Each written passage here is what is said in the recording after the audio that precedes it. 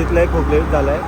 आता उशीर पण झाला आहे आणि वाजले की ते आता 5:27 5:30 वाजायला आले ऑलमोस्ट. आणि आता चाललं ट्रेन टाकायला.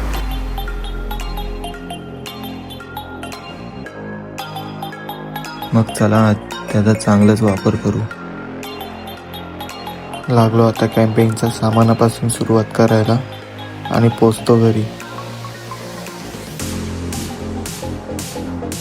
ते बोलतात ना, आईची माया कुठे कमी पडत नाही. दिलं तिने सामान काढून. चाललेलो आम्ही. या भाई टेंट विसरला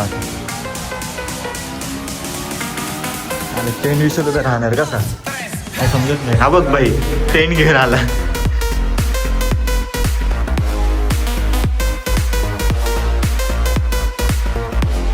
मग हसत हसत छोट्याशा प्रवासाची सुरुवात केली. घेतलं काही उरलेलं सामान.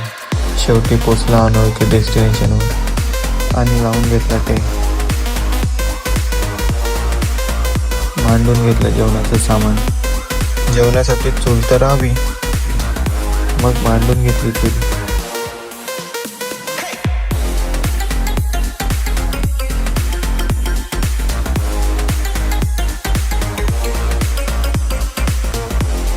ही मॅगी बनवून खाण्यात एक वेगळाच अनुभव भेटला.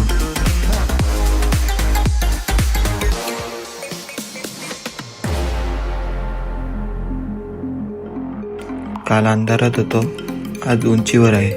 आयुष्यही असंच असतं. शब्द नको इथे, डोंगरच सगळं बोलून जातं. माझ्या सकाळच्या चहाशिवाय दिवस अपूर्ण आहे. तिथे राहून एक गोष्ट तर नक्की समजली. सक्सेस हे लोकेशन पोहोचण्यात नसून ती प्रवासात आहे. आणि हो, हा फक्त एक शेवट नाही, नव्या सुरुवातीचा एक पॉज आहे.